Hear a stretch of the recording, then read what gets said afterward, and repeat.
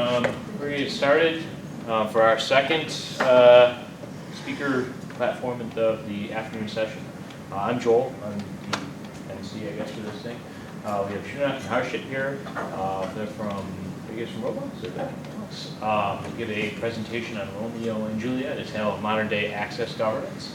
So just a couple of housekeeping things. Just make sure your phone's on silent. You need to use the bathroom, go outside. Might want to come down to this end because there's the speakers and stuff are there unless you're just hanging. All right, cool. All right, other than that, give a round of applause. And I guess we'll start. Good afternoon. As Joel mentioned, my name is Harshit and I have Shanak with me here. We are part of the production IAM team at Roblox. Our team deals with authentication, authorization, access governance, zero trust architecture, essentially. And we are here to talk about basically RoAM. RoAM is basically Roblox Access Manager.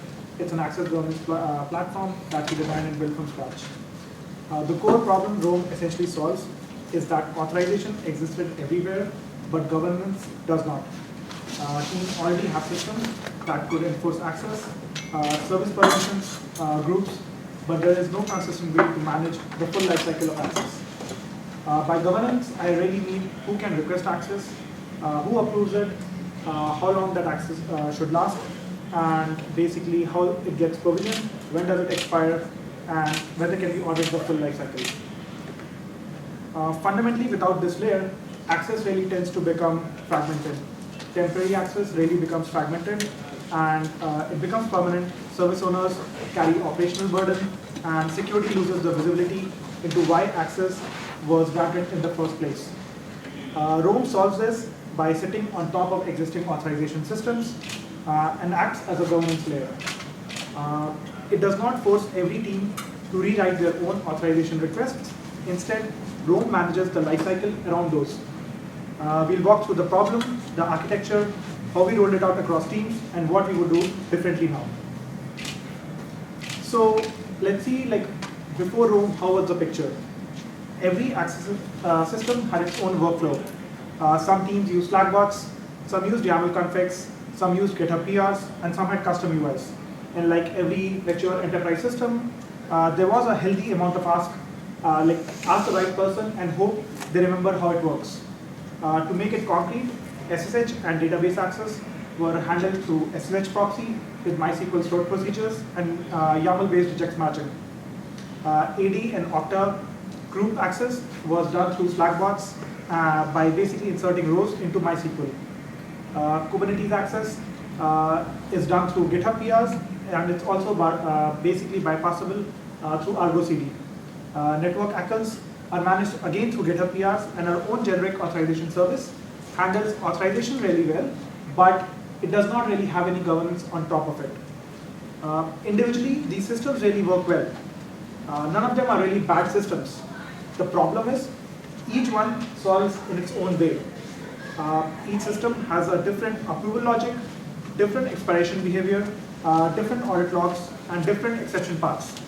So if you are an engineer requesting access, the experience really depends on what you're trying to access. Sometimes you open PR, sometimes you use a Slack command, sometimes you modify YAML configs. You basically have to know which tool exists where. It's less of a platform and more of like a access governance scavenger hunt.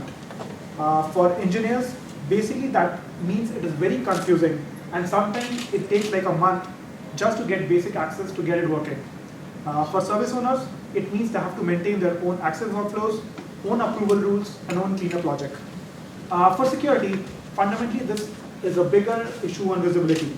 There is no single piece basically that can answer basic governance questions. Who requested this access, who approved it, and whether can we trace the full lifecycle end to end. That is the fundamental fragmentation RoAM is designed to fix. The goal here is not to replace any existing authorization system. The goal is to put like a consistent governance layer above all of them. One place for request, approval, provisioning, and basically revocation and audit, while letting the underlying systems continue enforcing access the same way they did.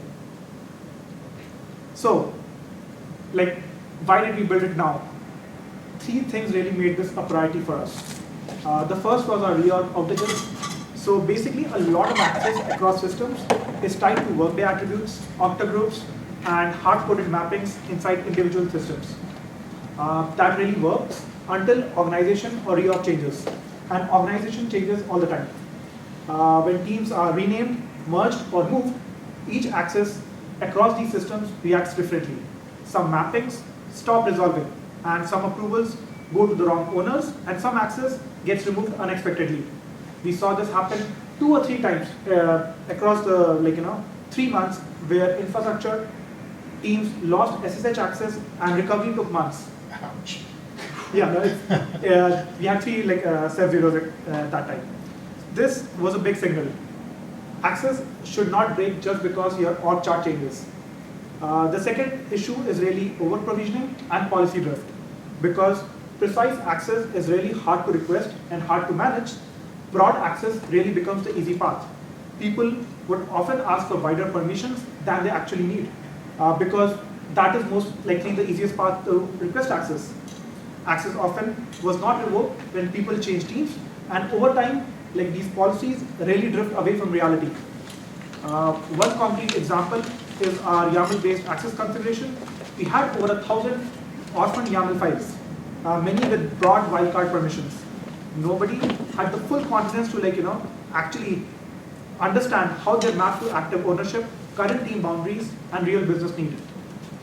This fundamentally creates both a security risk and an operational debt. The third issue is SOX compliance. Every enterprise needs to do SOX review every quarter, and these quarterly SOX campaigns turns into a very heavy-handed manual campaign.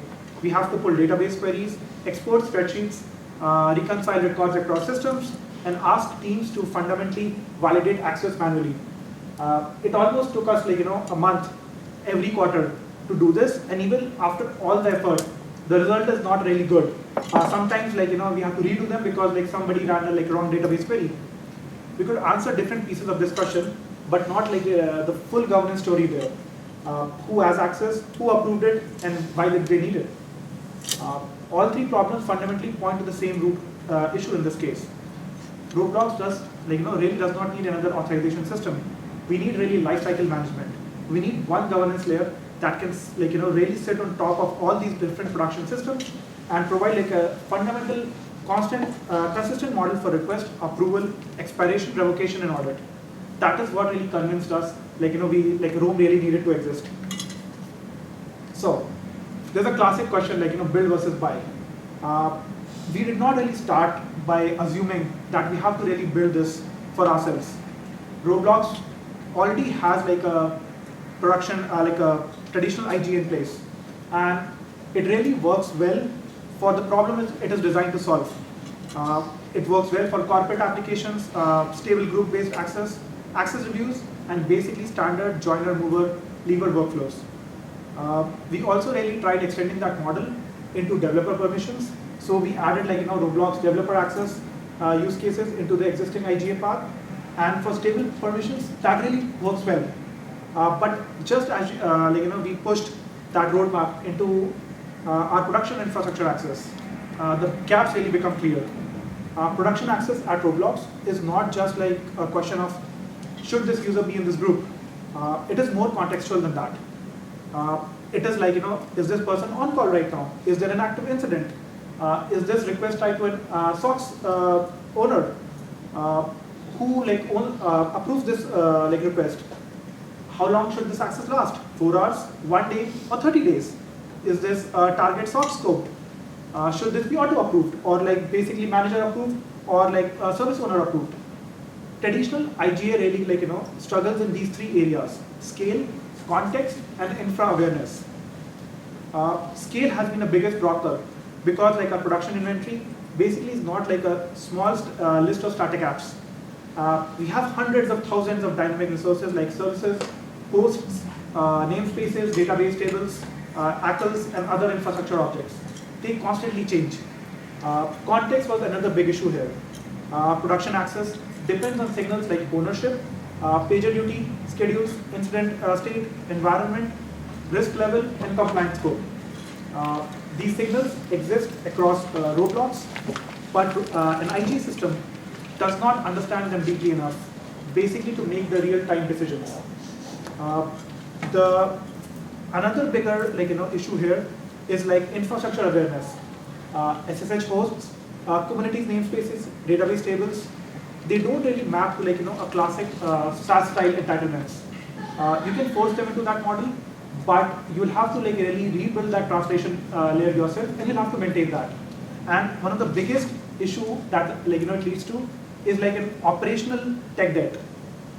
During an incident, basically access really cannot depend on a slow batch sync or a ticket routing or a heavy admin workflow. Engineers really they need quick access, and it has to be governed, time bound and approved, and basically auditable. That is really why we chose to build RoAM. The conclusion is not that your traditional IGA tools are bad.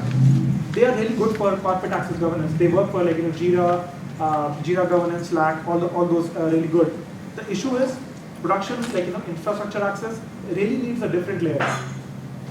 Buying an IGA tool still makes us to we have to build those SCIM connectors and requires us to do the hard part really ourselves.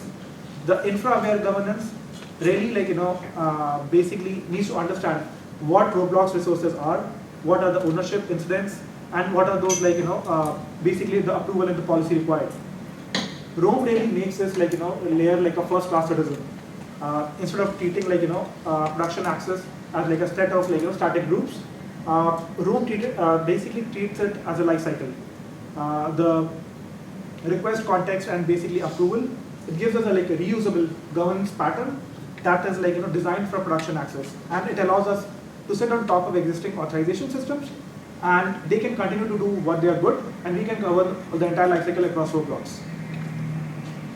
So one of the core design principles here is RoAM is not trying to replace every access system. It is very slow, risky, and honestly not the right abstraction. Every production access system already has an enforcement path.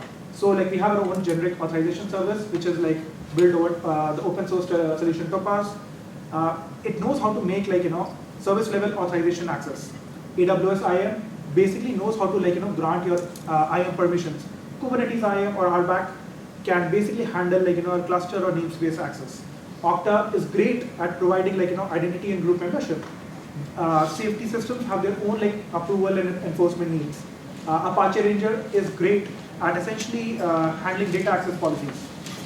Trying to replace all of them and rewriting them into a working system, it means you're migrating them away from the critical path and asking every team, hey, please go and change your system and onboard us onto a new system.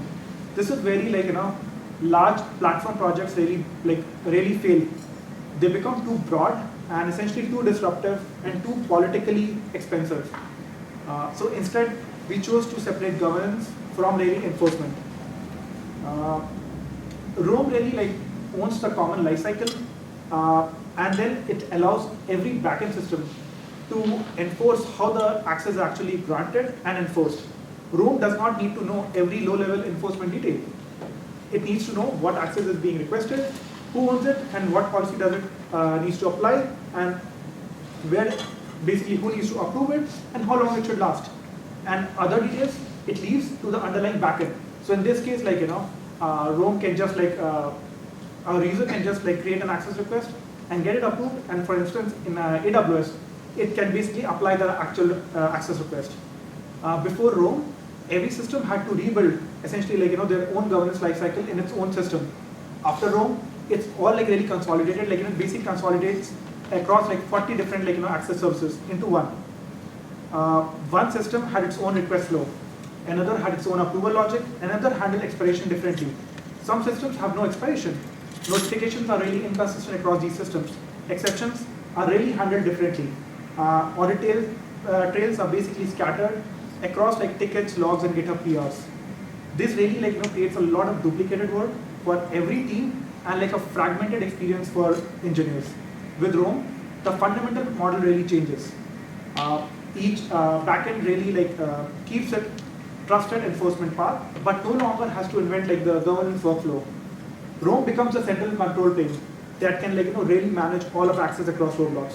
And the downstream systems still remain the source for enforcement. This really gives us a clean architecture. So RoAM really centralizes the lifecycle, but not the enforcement.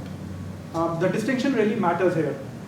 It allows us to onboard systems rapidly and incrementally instead of doing a big bang migration. It reduces risk for teams that they don't have to write their, rewrite their authorization logic, and also essentially reduces duplicated work because they can all just come to one lifecycle model, and it basically gives engineers one consistent place to request access and understand what they have. The key framing here is RoAM centralizes governance without centralizing enforcement. That is what the what makes the platform really adoptable. It respects existing systems, but fixes the part that was missing across everywhere: consistent lifecycle management and auditability across production resources. So, let me actually cover the RoAM data model. It is intentionally very small. If you see, there are fundamentally 5 tables: access requests, subjects, applications, decisions, and comments. The central table is access requests. Every row essentially represents one permission request or grant. The row captures who is asking, who the access is for, what the application the access belongs to, and what resource is being accessed, and what relation or permission is being requested, and how long that access should last. One important detail here is that the requester and target subjects are separate fields, if you see that. This means that someone can request access for themselves, but a manager or a service owner can request basically access on behalf of someone else as well. Every request has a TTL here. Nothing is intended to be permanent or indefinite by default.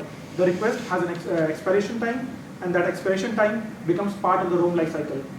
This really helps. One more thing is if you don't have any long-standing access, you really don't need SOX compliance, because that is what fundamentally SOX tries to do. Is does every access have a expiration behavior? So that is what it it really solves that. The subjects table is really polymorphic. A subject can here be a user, a group, an on-call rotation, or another identity-like object. This is really important because access governance is not always user to resource. Sometimes a requester and approver can essentially be a group, a service identity, or an on-call role. The application table here basically represents the authorization backend plus the tenant. For example, one application here could be AWS prod, another could be a Kubernetes cluster, and another could be a generic tenant into our generic authorization service. The separation really matters here because multiple applications can still use the same backend, but still need to be governed independently. App A, App B, or App C can still use the same authorization system, but they have different owners, resources, permissions, approval rules, and compliance requirements. For that reason, if you see object ID and relation ID are really stored as strings. RoAM really does not try to force every backend into that one rigid permission scheme. It lets each backend define their own resource and permission model, while RoAM really standardizes the governance lifecycle around it. The decision table, if you talk about that, it really captures approvals, and that is very deliberately separate from the access request table. A single access request can have many decision rows. That really gives us the native support for multi-party approval. For example, a request might require 3-step approval from the resource owner, your manager, and a SOX control owner. This really helps us to decouple and scale up as number of approvals you want. The request only moves to approve when the desired approvals are met. So, for example, if it requires 3 approvals, only when all those 3 approve, that is when a request is approved.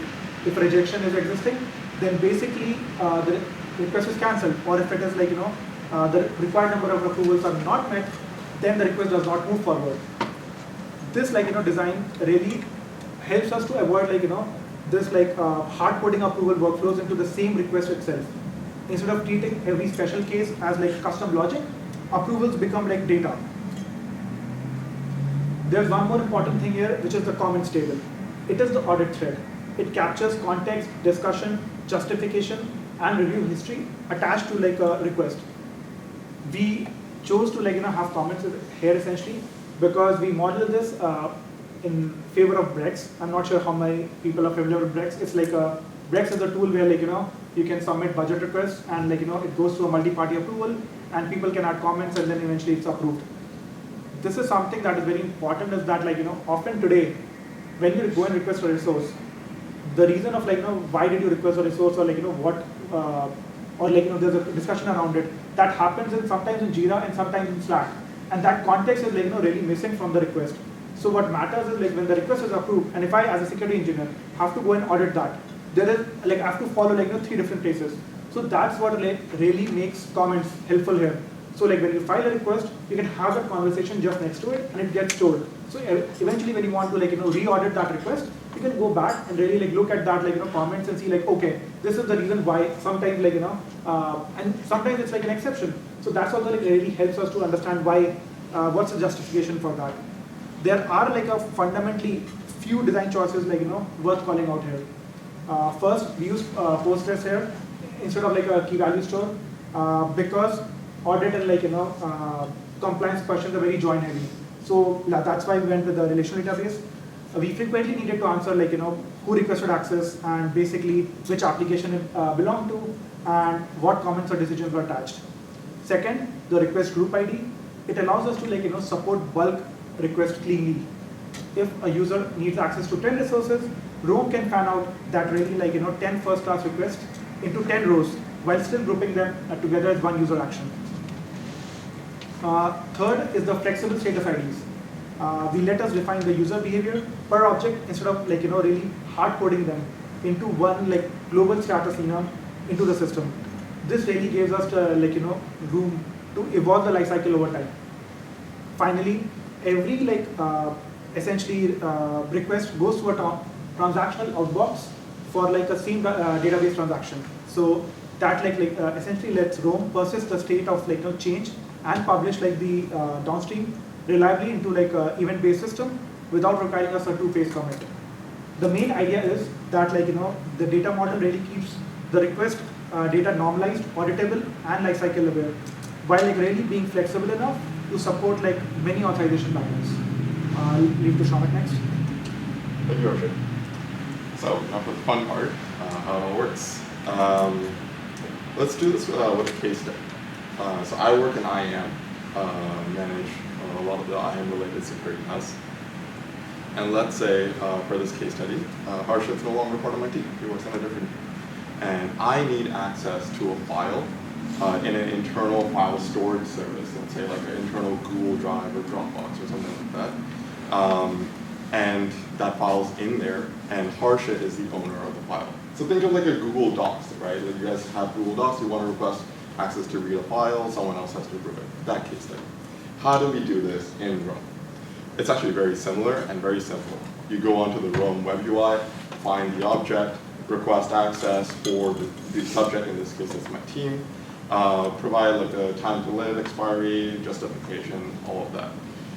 RoAM here, RoAM service, the part in blue, it accepts that request and it determines what is the right authorization backend for this application. So, file storage service can be any one of those pink applications, and it can choose the authorization backend of its choice. RoAM determines what that backend is, and through a series of shared backend API interfaces that we define, it determines who the right approvers are, in this case Harshit, and it sends Harshit and other approvers a notification saying hey, Shaunak's team wants read access to this file. In this case, the onus of approval actually goes to the subject matter expert instead of some default tech team or a core bench team, for instance, which really improves your security threat model.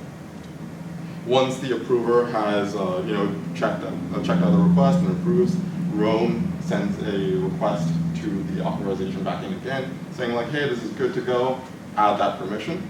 And the next time I or anyone in my team go onto file storage service and try to open that file, I will get that access and I'll be able to open that file because it's checking against its own authorization backend. If at any point we choose to revoke that access, same thing, we propagate that event to the authorization service, and it will remove that permission. Now, why are we delegating the actual authorization component to a separate service in yellow instead of doing it inside of RoAM, right? Like Google Drive, it manages its own authorization. Dropbox, same thing. Why are we delegating that? And the reasoning is because we want to solve for all applications, not just these file storage systems. Every single application needs its own way of doing authorization. Some want to do role-based access. Some want to do attribute-based. You might even want to keep a YAML file with your policies. That's completely up to you, the developer. We want to help you solve the governance problem. And that is why, by enforcing this backend interface, we can help you do that by providing a common governance platform for all authorization systems. So back to the case study, Harshit approves, that permission exists in the AuthZEN system. What happens is that the next time I open the file storage service and I click open, it hits the whatever AuthZEN system in yellow, says, yes, you have this permission exists. There's a way to traverse from my user object to my team to the file in the file storage system, and therefore go ahead, give Shonak this access. Cool, are we still following? Good. Now let's consider another case where my team has access, but I get reorged to a different team. I'm now an infra. Well, my team should still have that access to be able to read that file, but I'm now in a different team. I shouldn't have that access. This means that whatever RoAM uses to determine access needs to always be current. Governance is only as good as the data behind it. For apps to trust RoAM, the underlying data should always be correct and current. And this is really a big data problem. We want to continuously ingest data from various sources like databases, your HR management systems, S3 buckets, and so on, and make sure your access graph is kept current. Traditionally, big data problems are solved through tools like Apache Spark or Flink or Airflow. And all they do is they pull data from somewhere, transform it, and then load it somewhere. It's called ETL. And it's distributed across compute in your AWS EC2s and so on. And all these workers communicate through some sort of distributed queue, like Apache Kafka or SQS. RoAM Ingestion Framework, the part in blue, is very similar. It's effectively an ETL pipeline, but it has a gRPC service wrapper. What it does, it takes data, again, from multiple data sources, transforms it however you want it, and then loads it to an authorization system of your choice. Then RoAM service can talk to that authorization system through those backend APIs that we run over. Now you're probably asking, why do we need this gRPC wrapper, right? It sounds like you're pulling data, transforming and loading it like any other ETL service. The reason is because you want to do both a push model and a pull model. Traditional ETL works great in pull. You want to write an ETL pipeline that runs every 5 minutes, talks to your Okta or Workday, pulls your org schema, transforms it, loads it. Great, wonderful. What happens now if your org schema is 50 gigabytes and you want to run that every second? Your compute's going to blow up, right? And also, your org schema is not changing every second. You just have that kind of latency or that kind of cadence because you want to be more real time. So really what we want to go towards is an event-driven architecture where your upstream data source can alert you when something changes, and they only send the change, the delta, and then your ETL pipeline can process it. That is where the gRPC wrapper comes in, because you can expose your gRPC endpoints to these upstream data sources, and they can hit those with their delta. You process it, save it in your AuthZEN system, and you're good to go. So back to the case study, I moved to a different team. As soon as I moved to the different team, the HRMS, whatever HR system you use, shows that I moved to a different team. That change gets picked up by RIF. It processes it, stores it in the AuthZEN system, and the next time I go to the file storage service and I click open this file, it will hit that AuthZEN service, see that there is no longer a mapping from me to my old team, and therefore it will revoke my access. Cool, so with that said, let's recap the user experience, what we actually care about. Everything starts with an access request. You submit that access request, it contains a subject, who the access is for, includes an object, what you're trying to access, the relation, it's basically the permission, read only, write, so on. A time to live, until when you need that access for.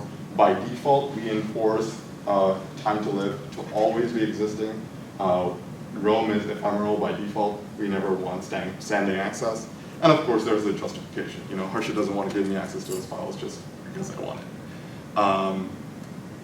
Now, with that said, once you have that request coming into RoAM validates those fields, and then it routes it to the appropriate backend and the appropriate approvers. Approvers get notified.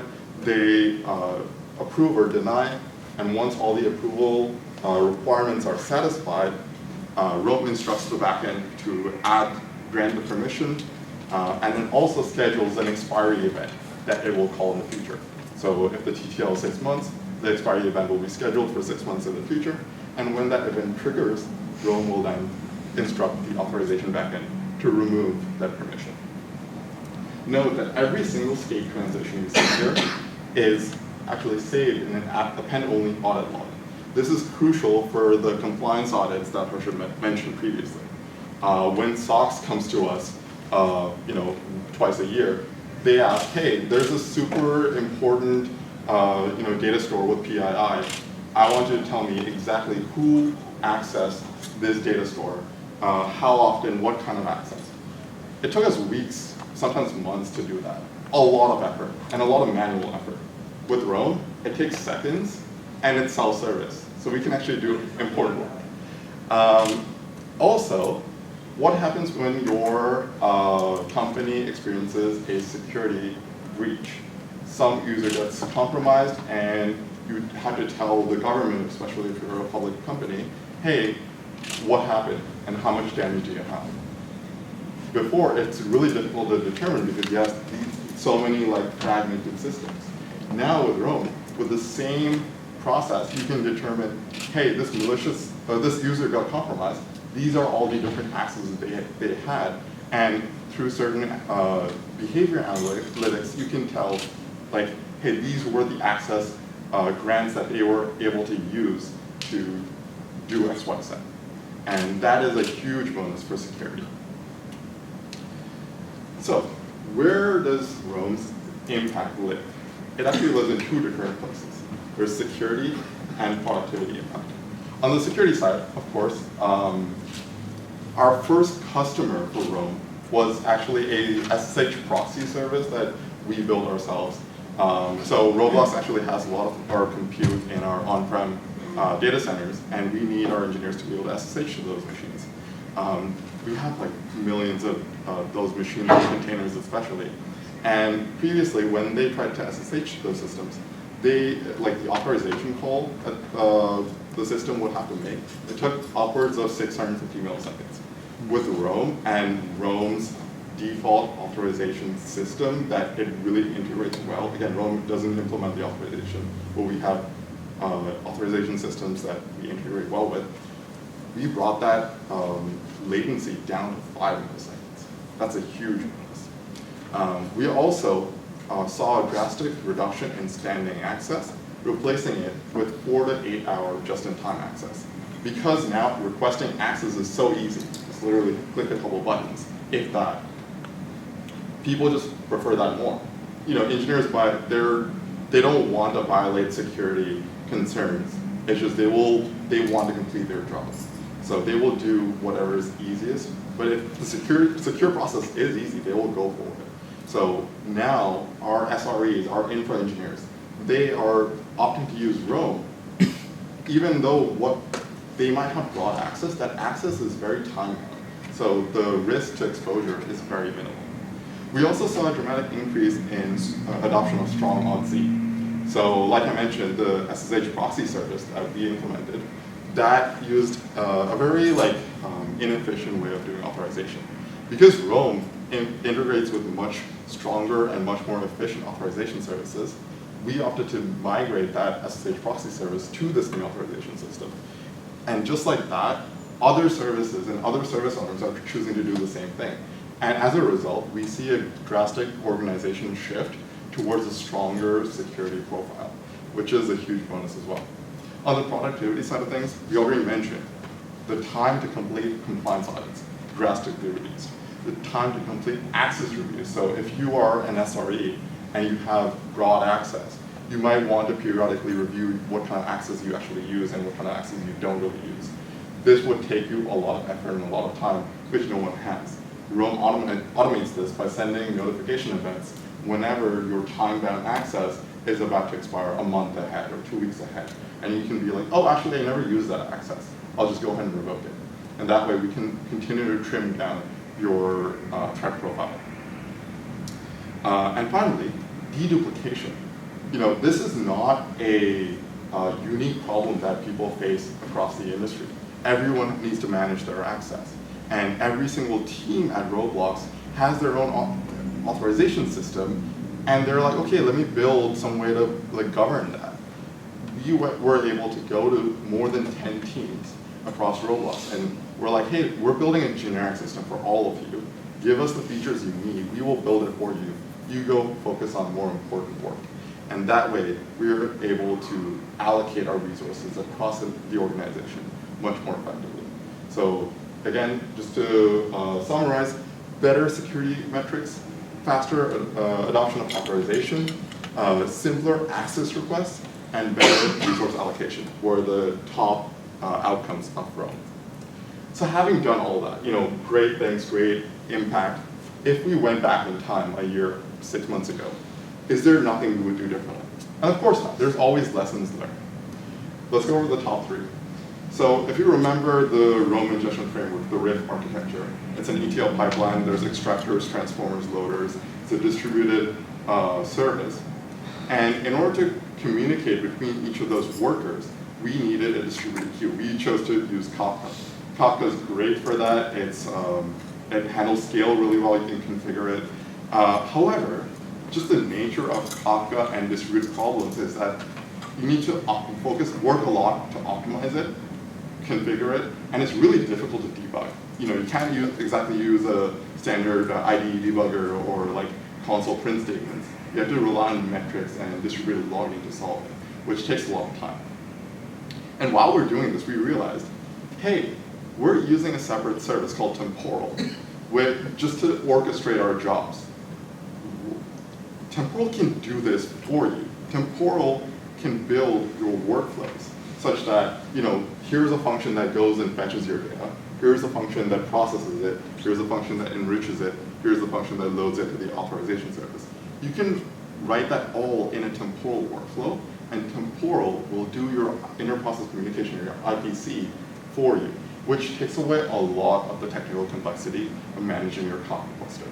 Temporal also provides you a stack trace. So if your message doesn't get processed at any point, you can look at your entire stack trace and see where it fell through, which is a huge bonus, and something if we were to do this again, we would opt for instead of trying to build our own Kafka cluster. Also, RoAM was built to solve just-in-time access for everyone at Roblox. This works great for your standard org schema-based access, but what happens when there's similarity in job functions across the org schema? For instance, let's say Harshit and I, we're in different teams, right? But we're both security engineers, we both access similar things. So our access graph will look similar, but our access graph will also be duplicated. That's wasted resources. Imagine we could just have an IAM role that we both share. The IAM role has the relations to the respective resources that we access, and we just have a relation to the IAM role. That way we eliminate a lot of the duplicated resources, duplicated memory allocation, and that, in fact, reduces the authorization latency. This would be the ideal way. And this could be done if we knew that Harshit and I, we both do similar jobs. The problem at Roblox is we culturally did not have data. So we had to build RoAM to gather that data so we can eventually build these IAM rules and build these resource roles. So my advice to me, if we had that data, is to focus on that, or you guys, if you have that data, focus on your access patterns, figure out those roles and personas, and build those into your systems before you build all of your own in effect. And lastly, and this is for the product managers in the room, always focus on your user stories. Our initial ask was, hey, go build a web UI and the backend to manage access. But as we've seen over the last 6 months with the rise of AI agents, is people actually really like their Slack bots and their agents to do everything for them, to the point where they just want to tell their AI agent, hey, I need to build this feature, and oh, by the way, if you don't have permissions, go and request that permission and handle it for you. So what do you need for that? You need the chat integrations, you need the MCP servers, and initially we didn't make that investment. We were able to quickly pivot to start those work streams, and those are in active development. But my advice here is to always keep tabs on your users and their user stories and make sure that you're focused on that and not just what you initially set out to do. So just to wrap it up here, I know we're nearing the end here. Where are we with RoAM and what's next? So I already mentioned we onboarded the SSH proxy service. That's going great. We also, our team has an internal generic authorization service that we tightly integrate with. Every single customer that uses that generic authorization service for their applications, they automatically get to use RoAM. And actually that's a big reason why they even want to use that generic authorization service, is the great way to manage access. In progress right now, how do you get access when things are on fire? When your infrastructure breaks, when there's networking issues, how do you still get access to troubleshoot? That is something we're trying to focus on. We're also trying to figure out how can we manage access of identity providers like Okta and AD groups so that people can get access to Vault and people can get access to whatever resource that is managed by those Okta groups or AD groups. On the topic of Vault and other cloud providers, AWS, GCP, Kubernetes providers, they all have their own way of managing access. We don't want our engineers to go to each of those individual systems to do that. We want to integrate that into RoAM. So that's an existing work stream. And finally, service accounts. Services need access as well. Similarly, how do you maintain that? That's also an existing work stream. Going forward, LLM-based access queries and management.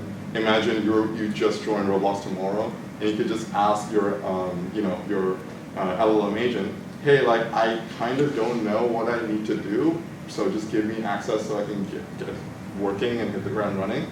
And it can just go and figure out, hey, Harshit's on your team. Harshit has this kind of access. You probably want to access that, and files that request. Similarly, user behavior analytics.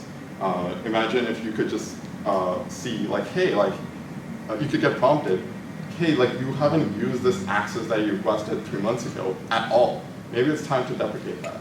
And user behavior analytics would be able to tell you that because it integrates with the authorization systems, and every time an authorization system determines, hey, this policy is being used, it will log that, and you can aggregate that data to build these analytics. And finally, agent personas.